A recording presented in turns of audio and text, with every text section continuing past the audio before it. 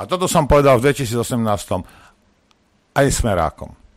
Všetko, čo od tej chvíle, ak sa našiel ten Kuciak, všetko, čo prišlo im s ich smerom, si zaslúžili. Nie, že nie. Za to, čo porobili pred 2018. Alebo nechali o iných robiť a nevšímali si to. Nevšímali si zločinecké počínanie takého, povedzme, Urválka, Honza a kdejakých iných. Nejaký Imrece, Kažimír. To sú najčistejší ľudia na tejto planéte však. A Imrece si behá po slobode.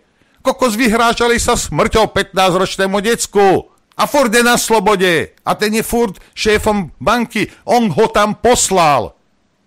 Doriti, o čom si tu budeme malovať? O čom? Čo sú toto za ľudia, mi povedzte? Čo sú to za ľudia, ktorí ich nechajú vonku behať na slobode? Pozdravím pána Eštoka. Hajzlov, rozumieš? A urobia s nimi díly nejaké? Len niečo napráš na Fica, alebo náš cieľ je zavrieť Fica, alebo nič. A v tej chvíli Slovensko bude rozkvitať. Rozumieš? Jak ovocný sad? Máj bude aj v decembri. No, rozumieš? Len dajme Fica dole a neviem koho a Kaliňáka dajme dole. Však ich dajte dole za veci, ktoré urobili. Rozumieš? Ale nie, že si bude nejaký zločinec, ktorý reálne páchal trestnú činnosť a vy mu všetko odpustíte, len aby si niečo vymyslel na Fica, na Kaliňáka alebo na niekoho. A toto je vo vašich očiach spravodlivosť.